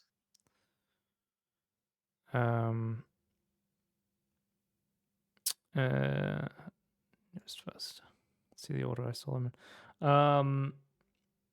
So yeah, I watched a bunch of Hallmark Christmas films over Christmas. I watched a couple of those. I saw one had Bruce Campbell in it. It was called like One December Night or something like that. And I was like, okay, I gotta watch this. Where is it? One December Night. Bruce Campbell from Evil Dead fame. Oh, I finished the Evil Dead TV series, and I also watched the new Evil Dead film. I watched. Okay. What's it called? Evil Dead Rises. You said there's 4 seasons of the Evil Dead? 3 seasons of the Ash vs. Evil Dead, and it was a good show. I recommend watching it if you like the Evil Dead stuff. Yeah, I had no idea it existed. So. Well, the thing is, because a lot of the stuff with this TV stuff is it's just like they'll just be like, here's the IP, random company go out and make this. But like, Sam Raimi makes the Evil Dead stuff, and he is very much makes the TV show. He's very much involved with all the shots and making sure the TV show is up to standard, which makes it like a really good TV show. Yeah. Evil Dead Rises, I gave this 3.5 stars. What did I say? I was sitting around waiting for a slightly drunk, slightly racist man to show up, but what I got instead was a well-paced horror film. I think it's like, is it like an hour and a half long?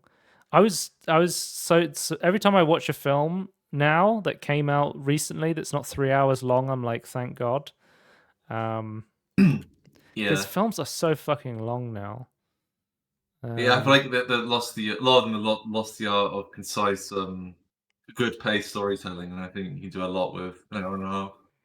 There was a lot of like practical effects and stuff in this film as well, which I always appreciate about the Evil Dead films. They use it like if you watch the first Evil Dead, there's lots of like stop motion claymation stuff. Like you can see its limitations almost make Sam Raimi stuff a lot better, which I kind of love, which is cool. I also watched No Other Choice. This is a Korean film directed by Park Chan-wook. He's famous for doing. You ever seen the film Old Boy or heard of the film Old Boy? I've heard of it. I can't remember. It's famous. Like the famous scene from Old Boy is the shot of the guys in the hallway, and it's that one take. You know the video game Sifu. Oh, yeah. The video game Sifu is basically inspired by that shot, right?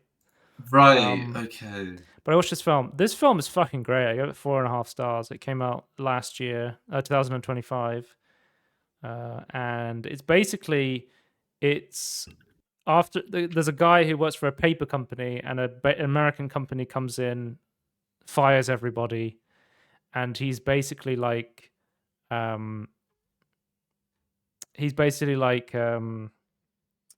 he can't find another job. He spends like another year trying to find a job. He just bought this big house. They're like, we're gonna have to sell the house. The kids are gonna have to give up their lessons. Everything's going to shit. It's basically like it's like a black comedy. I'll read my review. It's a black comedy about the feeling of helplessness from losing a job in the paper business, leading to no other choice but to kill your interview competition. There is a sense of pressure build up while the corruption of money is spread throughout the entire family. Great cinematography, great acting. I recommend this. So it's just like he's like he sees this guy on TV, and there's this one Korean paper company that's doing well because they've penetrated the Japanese market, and it's called like Moon Paper or something like that. And he's like, if I killed this guy, could I get his job? And then he's like, wait a minute, surely there's more people that are better than me. So he comes up with a fake job listing for a paper company, and he gets all their resumes and he puts them out, and he like sorts them by people that are better than him. And he was like, okay, I got to kill this guy. I got to kill this. So you just go, but it's like this like black comedy where it's like, I've got to, it's like this real like feeling of helplessness where he's like, I have to kill these people because I cannot get a job. I don't know. It's a great film. I highly recommend it. I'm trying to remember how long it was. I think it was about 2 hours or something like that. But there's so many like great shots in this film. And yeah, I just genuinely enjoy. Like it's genuinely quite funny at points, quite poignant. Yeah, it's like 2 minutes 20. I highly recommend No Other Choice. Cool film. I also, because we finished Evil Dead now and we spun the wheel and it landed on Omen. So we've been watching the Omen films. I've never heard of Omen, so I moved Yeah, you said you haven't heard the Omen. Have you ever heard of Damien? Hey, bro, there's this game on Steam. Is it called? It's basically like Omen is like the devil child who basically Lucius on Lucius, that's what the game's called. Yeah, there's 3 of them, I believe. Yeah, have you ever seen that Lucius game? Yeah. That's essentially that was inspired by these films, basically. Right. Okay. Interesting. So a man adopts a child from like an Italian convent, and was told the mother has died, and basically it's the spawn of Satan, basically. And as he's starting to, everyone's like, you need to. This priest comes up to him and he's like, you need to murder this child, and he's like, I'm not going to murder my child. What the hell are you talking about? And like, people just keep dying, like around, like this one woman, like basically just jumps off a building and hangs herself, and she's like, I'm doing this for you, Damien. It's just like, oh my god. I think the best way I saw this, what described, was like, it's basically like an old-timey version of Final Destination, where you're just sitting around waiting for people to like kill themselves or just like tragically die. This film has one of my favorite kills in it, where like this journalist is going along with the main dad character, and they're going to investigate like this archaeologist who's found this evidence that Damien's the son of the Antichrist.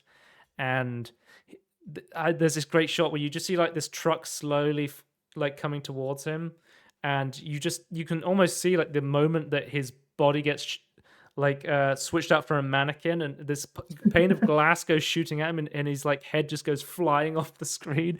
I just couldn't help laughing at it. I was like, this is so funny. But yeah, I feel like that should be like something in like a Red Media film. They should just have like really obvious mannequin swaps. But yeah, I was also with you. I was like, I've never heard of the Omen films, and then I was like, oh, it's kind of like that Lucius kid, right? And then we started watching. I was like, oh, I'm glad I watched this, because it was actually pretty entertaining.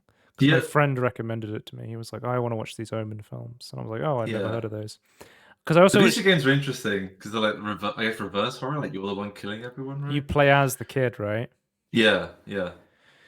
But then there's also like the second film where he's basically killed his family, and then he goes and stays with like his uncle's family. And the thing it's kind of like the first film again, where it's just like, oh, people are dying around this kid. But I think I preferred this movie because Damien's actually a real character rather than a kid who's just like is kind of a non-character, because everyone's just like, this kid's evil, you should kill him. Get away with doing more if it's yeah, that makes sense actually. But it's like the story of how he like.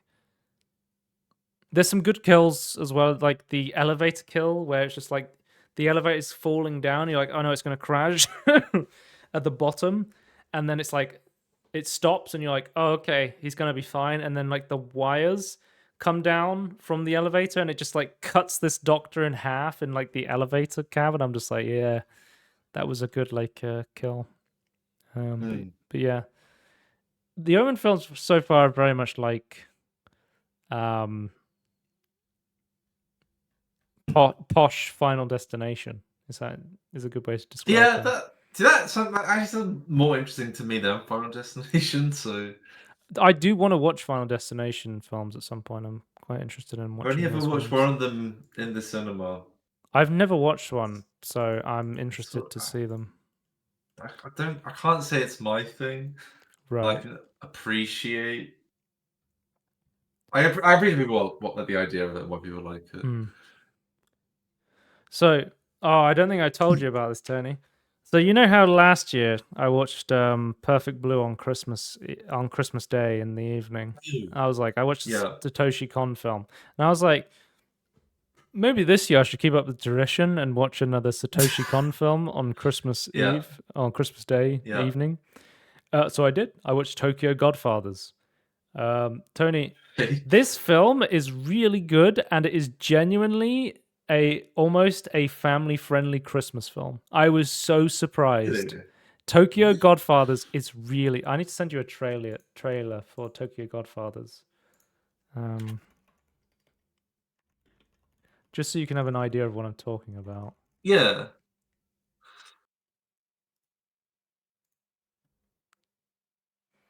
This is Tokyo Godfathers. In 2003. If I can...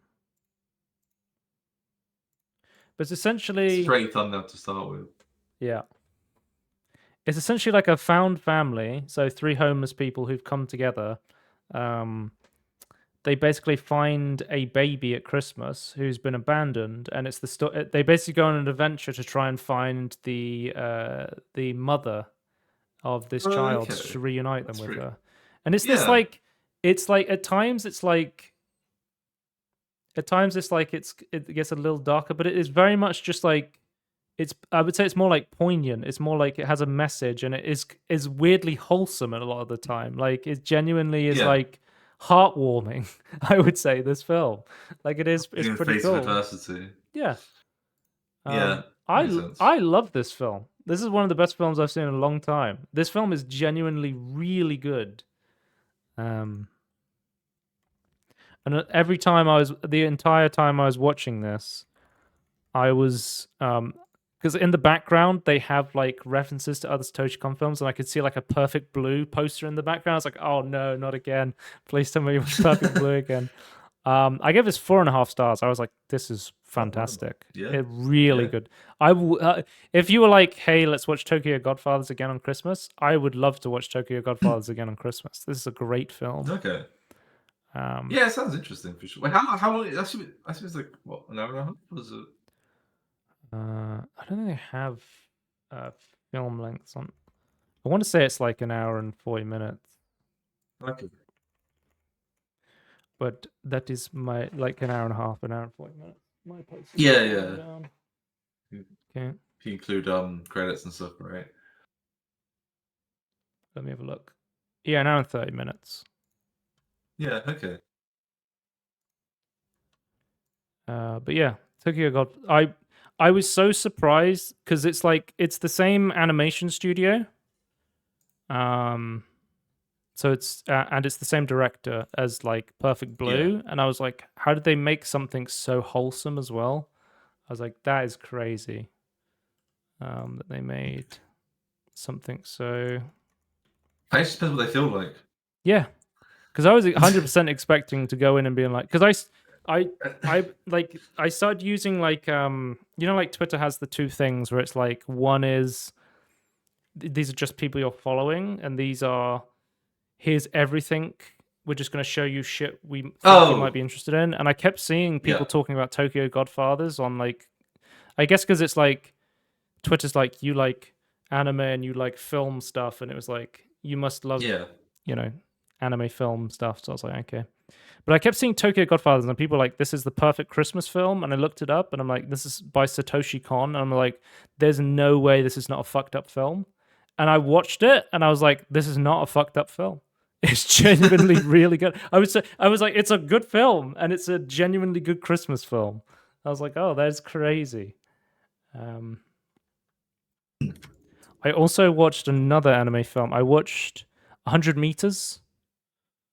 Spell it. Because this was in the cinema, but then it just came to Netflix. So I was like, okay, I'll watch it on Netflix. But it's written by because I remember I was telling you one of my favorite animes of last year was Orb, on the movement of the Earths. Yeah. And it's written by the same writer as that manga, and it's pretty good. It is basically about running. It's about two boys who both want to run the 100-meter race, and they both grow up in very different ways, and they live different lives, but they just unite over running. And it's about like what drives people, why do people do things, what makes them keep going. It's a pretty interesting film. Because I was like, it's about running. I don't know if I'd be interested in that. And then after watching this film, I was like, I need to start running. Like, that's my initial reaction after. I was like, that was great. That was an hour and 45 minutes on your list in 2026. Then. Yeah, it's fucking motivating watching this. I was just like, I don't want to start, running. Also, I love the rain scene in this film. There's a scene where it starts raining, and like as the rain comes down, it starts like whiting out more of the screen, and it's like this rain starts to become deafening because it's after a race is finished, and like it's like manga paneling. You have like a manga, it's like black and white, and you have like but it's like the white just it like basically erases everyone from the screen. All you can see is this rain coming down. I thought that was such a great shot from the movie. But yeah, this is a really cool movie. I'd recommend watching this one. And Oh, I also watched Chainsaw Man movie. Oh yeah, because I think you that's said you're going to. Right? yeah, because it's finally come to streaming stuff now, or at least it's not come to like Crunchyroll and stuff, but it's on like streaming stuff. So yeah, and it's basically like it's really fucking good. Tony, watching this because I've been watching tons of Tatsuki Fujimoto stuff because I've been watching. yeah. I Look Back is one of my favorite films I've watched in a long time. And I was reading Sayonara Eri. I was watching his one-shot manga compilations. I love Chainsaw Man. I think just watching this, Tony, because all I'm thinking is Tatsuki Fujimoto, please make a romance anime. The romance in this is so fucking good. And it's just like, but because it's Chainsaw Man, it's just like Denji is going to fall in love with this woman and she is going to, even though he's going to, seem like this wholesome romance, it's going to be the complete wrong woman for him. It's just like, the story of Chainsaw Man is every arc is just Denji falling in love with another one of the wrong women that he shouldn't be falling in love with. But because his life has been so fucked up that the first woman that's nice to him, he's just like, I love you, basically. Yeah, it's a cool film. I almost wish there was less action in it. I just wanted more people talking to each other and weird romance stuff. But because there was like, we have to go to the section where he's a man that turns into a chainsaw and fights people. I was just like, I don't care for this that much. I mean, it's cool, it's good, but I actually just wanted more people. Like I think the stuff that makes Fujimoto's stuff really interesting is that it is like people in his stuff feel like real people with real ambitions and ideas and stuff like that. And highly recommend this. I think you need to watch Chainsaw Man season 1, but it is 12 episodes long because it's pretty much this is pretty much just like the next arc of where season 1 is, like the next arc after season 1, so it directly continue on from the story of season 1. I'm very excited for season 2 of Chainsaw Man whenever that comes out, though. Yeah.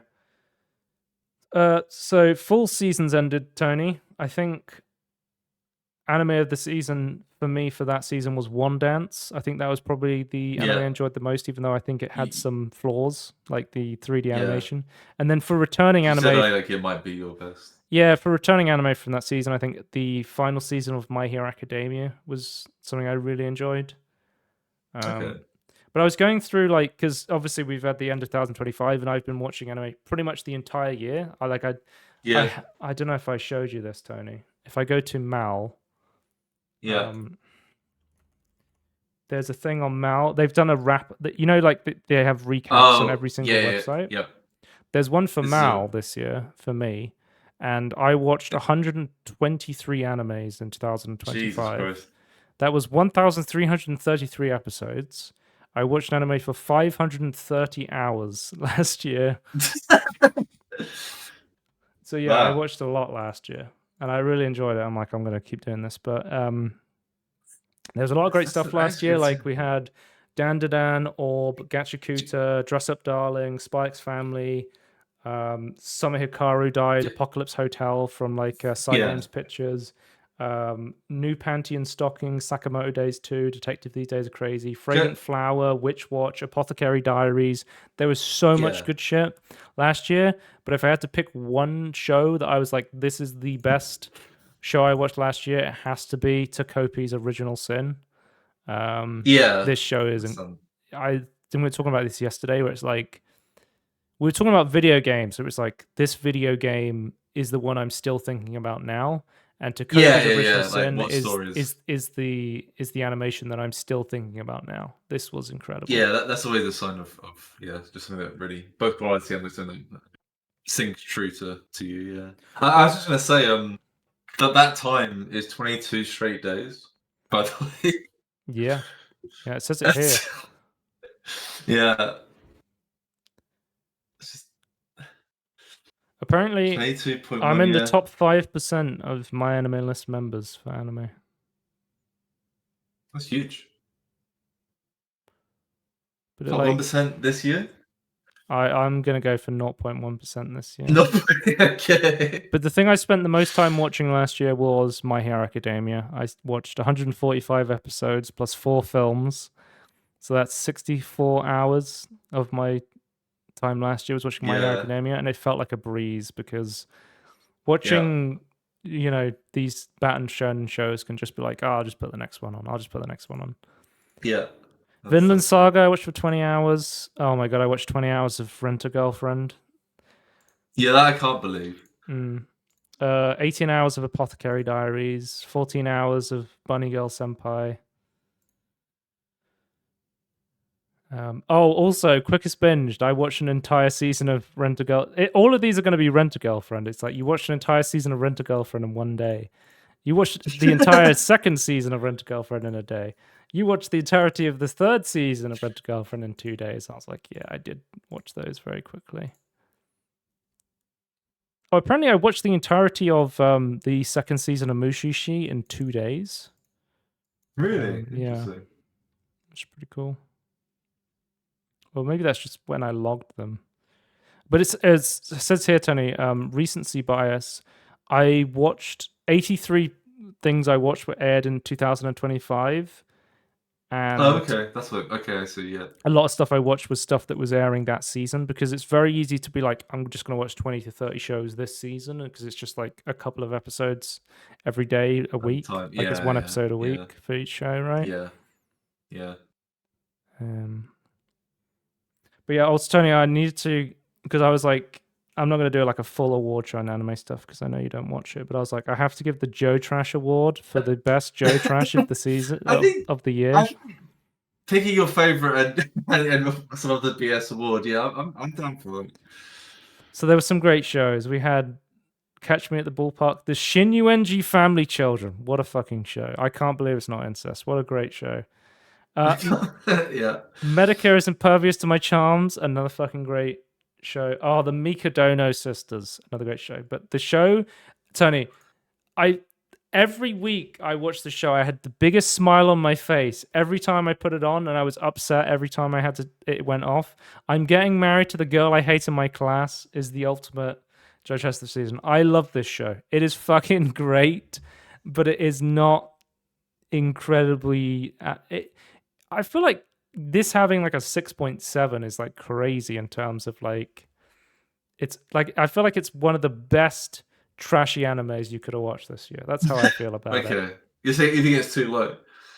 It should be a 10. That's how I feel, It should be a 10. I mean, taste is personal, right? And for me, I love this. Yeah. So I think it's fascinating other people have much more negative views. I mean, I have no idea where I stand on this, but yeah. I'm curious, like, where would I rate some of these, like, no context? But again, I have no context, so I can't give any feedback. So the winter season has just started for this year, but I've only seen like one episode of a lot of these. So I was just going to go quickly through and give a thumbs up because I don't actually know about it. So a misanthrope teaches a class for demi-humans. This is a man...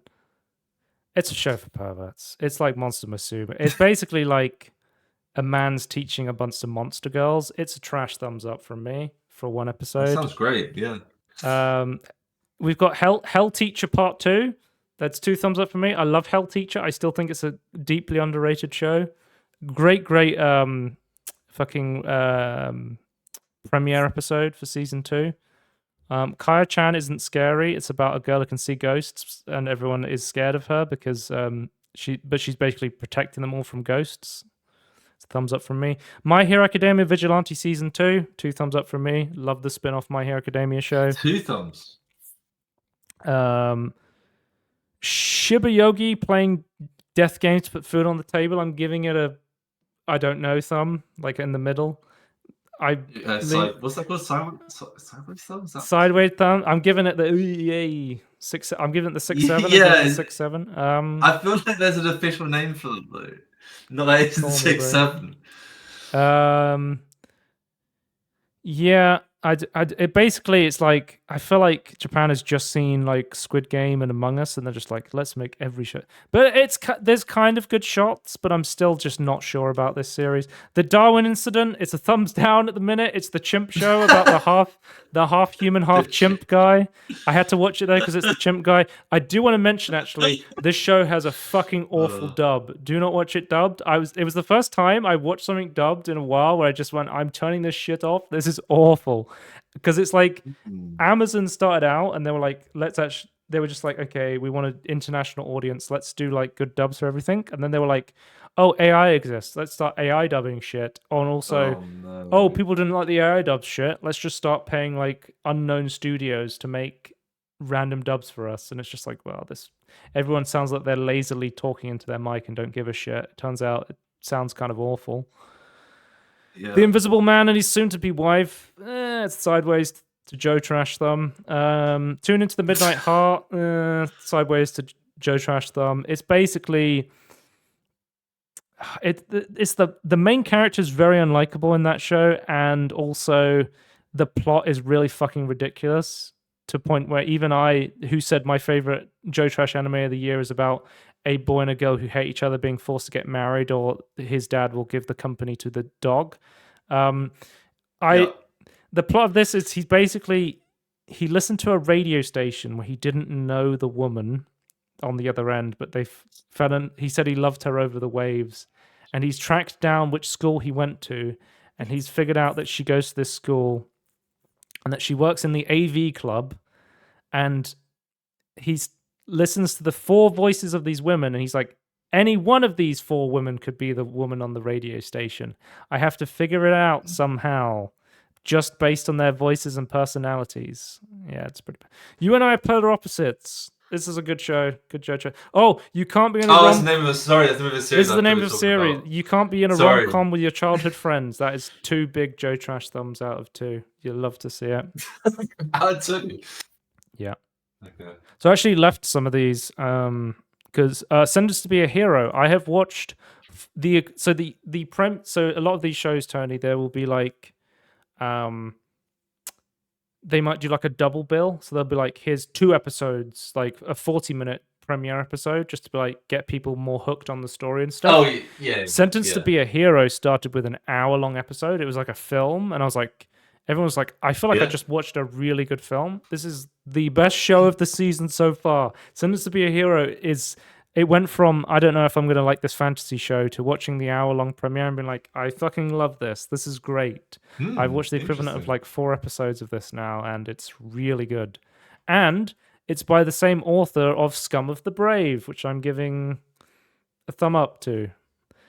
Because this show was really good, but I've only seen 1 episode. This is essentially, I give it more of a thumbs up because I like that the main character was like, I can't be bothered to help you go and rescue your friend and fight demons because I'm a fucking 30, 40-year-old man who just wants to go to the bar, drink beer with my friends and play Magic the Gathering. And I'm like, this is very relatable to me. I also just want to play Magic the Gathering, instead of doing shit.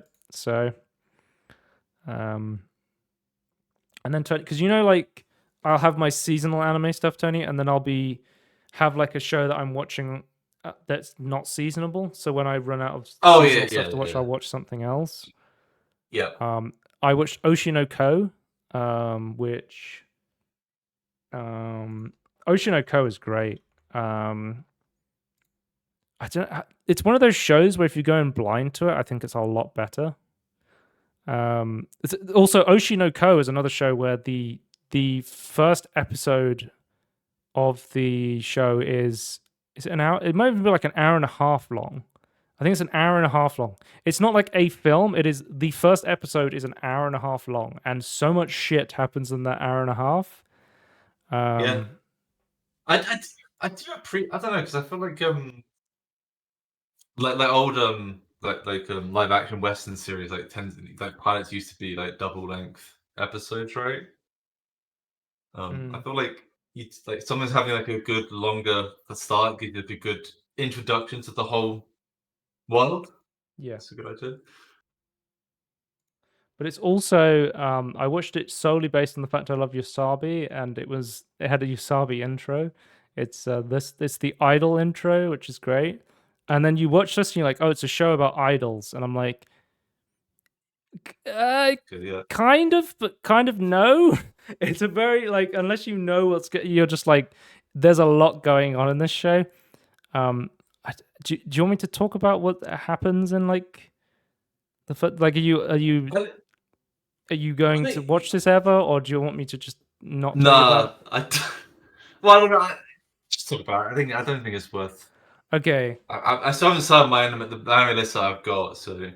But it's basically like, it starts with an idol show. There's this idol called I, who is part of B Kimochi, who is this idol group, and there's this doctor who basically he's watching I, and he's like, the nurse is like, why are you a fan of this I girl? And he's like, oh, because I had a patient, and the patient that he was looking after, she had like a terminal illness, I think cancer or something, and then she was a big fan of them, and then I started watching this idol group with her. She always wanted to be an idol, but she couldn't because she was so sick, and then unfortunately she died, and I continued to be a fan of B Kimochi. And then it turns out, in secret, I has become pregnant, which is very scandalous for an idol in Japan to be even having a boyfriend, but to be pregnant. And she comes to his hospital to give birth to twins. So he looks after her, and he's like, I have to protect these children. But then somebody comes to the hospital that is like stalking I, and the doctor catches this guy, and he starts chasing him, and he goes out to confront him, and then he gets murdered. He literally, first episode, the doctor gets murdered. He's dead. He then he's okay. Like, last wish is I want to protect these children. He wakes up, and he has been reincarnated as the child of this idol, as one of the twins. So he becomes Aqua, the boy twin. The other twin is reincarnated as the girl that introduced him to B Kimochi. Yeah, the cancer. That introduced to him, and she was like in love with him. She was like, when I get older and if I survive this, I want to marry you. But they basically get reincarnated, and they're watching over I, and they're like, but his sister never tells him that she's like, she never tells him about her past life, and he never tells her about his, because she's like, damn, I don't want him to think that he's older than me, and because then he won't respect me. But basically, they have all the knowledge of, he has like all the knowledge of being a 30-year-old doctor, but he's a fucking baby. So it's a really weird show where he's like, he's an adult in a baby's body. It's so weird, but it also is so great. But basically, they need to hide in secret. So the agency's wife looks after the children, and she begrudgingly looks after them. She's like, why should I look after somebody else's baby? And then they start talking, and they're like, wait, you're not supposed to talk. You're like a fucking tiny baby. It's like, we are descendants of God, and you must look after us because we are sent to protect I. And she's like, oh my God, I have to look after you. Okay. Anyway, but basically what happens is they're looking after I, they're growing older, and the stalker comes. The stalker comes? She wants them to meet the dad, so she texts the dad, and the dad. It seems like the dad was involved with the stalker guy, and the stalker comes to the door, and he stabs I and murders her, and she dies. And Aqua's on there. He's like holding the door back, and he's like to his new twin sister / girl that was in the hospital. He's like, don't come in, you don't want to see this. And he's like, okay, I'm going to grow up, and I'm going to find the person that murdered my mother / I. And it turns it's like this murder mystery idol show. It's so, there's so many layers to this, and it's great. I fucking love this. It's so interesting. Like it's really well animated. There's lots of great characters. I love that constantly his sister keeps asking him why he's so good at studying, and he's like, and it keeps popping up like he literally passed medical school. Like he has the knowledge of like somebody who's already, like, I feel like it would be torture to live your life again as like a child. Yeah, that would be so hard, right? Yeah, and no one would respect you. Like, I already went through this. Like, it's so annoying. But basically, the story goes through. He's trying to find I guess it's weird to say because it's not his dad, but it kind of is his dad. It's like his reincarnated dad. But like as the story goes through, Tony, what's interesting, he's like he always has this pull relationship where he's like he is I's son Aqua, but he's also the Doctor, and he kind of has this clash between the two personalities that are in this body because he's kind of both. Oh, okay, right. But basically because he can talk at a very young age, he becomes like a child actor. So he gets into the show business thing, and he doesn't really care for it. But he's like, this will just make me it'll give me better odds of finding someone in the entertainment industry who can find out about entertainment information to try and find my real father and murder him. He's literally like, I want to murder this person. That is his like motivation. I guess it's why it's better than doing like pretending to play as a kid. Yeah. But it's basically, not what you care about. He just keeps going on TV shows because he's like, this person knows information about the old B. Komochi. But this is also one of the currently airing shows, Tony. So I caught all the way up from season 1, season 2, and now it's season 3 is currently airing.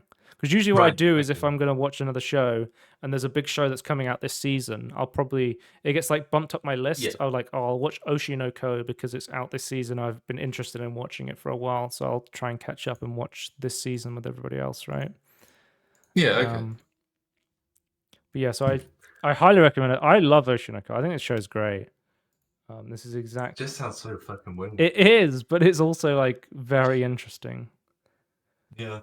And then so I finished Oshinoko, so I was like, oh, okay, I need another show. I literally last night I watched Jujutsu Kaisen for the first time because that's another show airing this. So I've watched 2 episodes of Jujutsu Kaisen, and I had no idea what Jujutsu Kaisen was even about. But it's basically like shonen, but basically there's a kid who he's in the occult club because he has to sign up to a club and he doesn't want to do anything. He just wants to go home and visit his grandpa.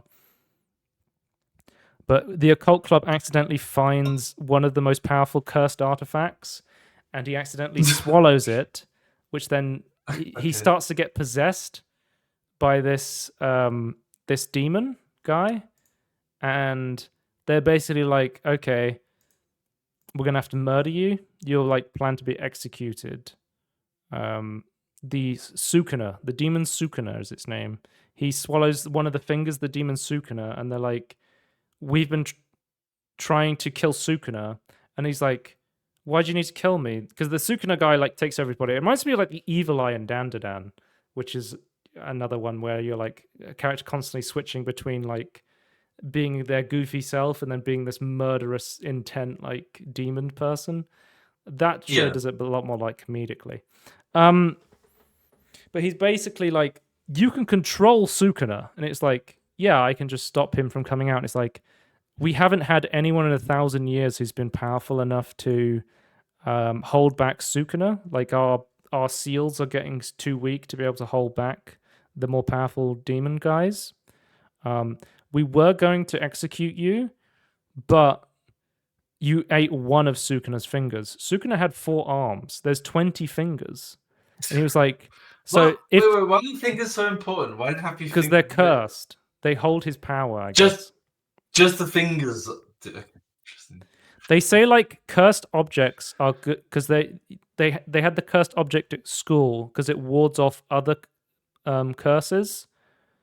Right. When you seal it up, because it's like a object of great evilness. But the seal was... you need an evil thing to then you need something truly evil to ward off other spirits from coming nearby. Yeah.